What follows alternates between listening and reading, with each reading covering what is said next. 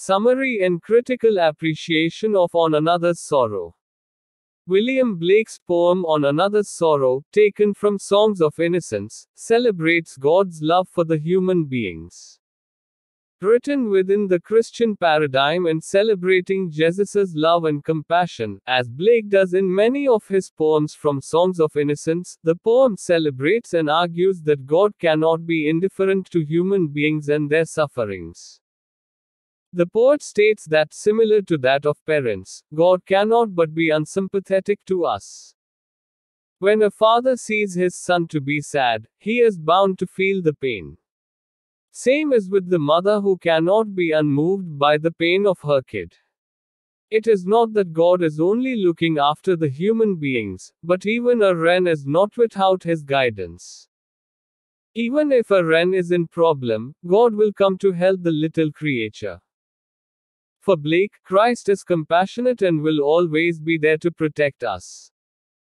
Therefore, C.M. Borak comments, God and the imagination are one, that is, God is the creative and spiritual power in man, and apart from man the idea of God has no meaning. When Blake speaks of the divine, it is with reference to this power and not to any external or independent Godhead. So, when his songs tell of God's love and care, we must think of them as qualities which men themselves display and in so doing realize their full divine nature.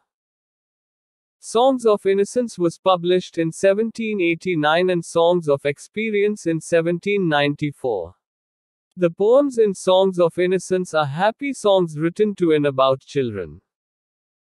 Songs of Innocence is a statement of the reaffirmation of the New Testament doctrine, lest ye become again as a little child ye cannot hope to enter the kingdom of heaven. This is underscored by Blake's use of pastoral Christian symbols, the Christ child, the lamb, the shepherd, etc. As Russell Noyes observes, the poet has left out all art, all moralizing, all pretending. The theme of loss and finding runs through the songs and the gaiety and laughter of children fills them.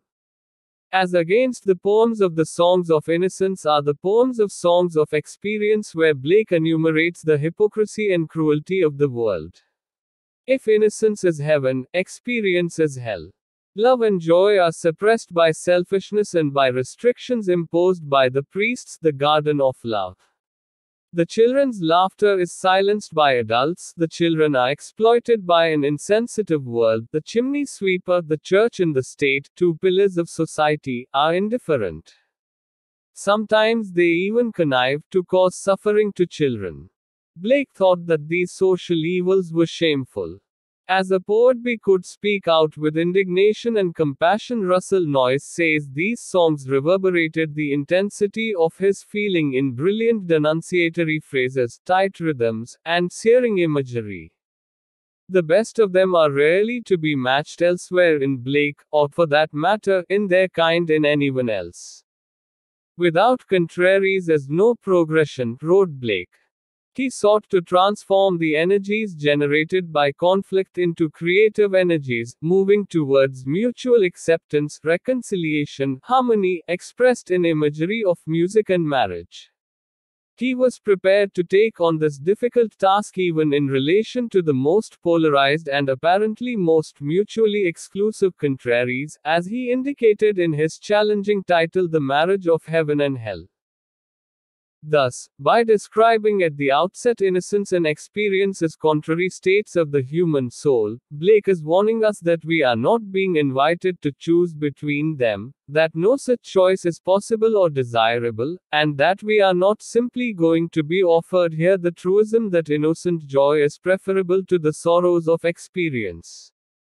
Therefore, Jacob Bronowski says that the Songs of Innocence and Songs of Experience were as formative for the culture of the 20th century in Europe and America as the Bible and the Pilgrim's Progress have been earlier. As Black could clearly visualize the shape of things to come, such as the problems of urban living, the power structures, the animosities among nations and the bitter rivalries among industrial societies, Blake's prophetic insights made no sense to his contemporaries, but we are in a better position to understand the truths conveyed in his poems.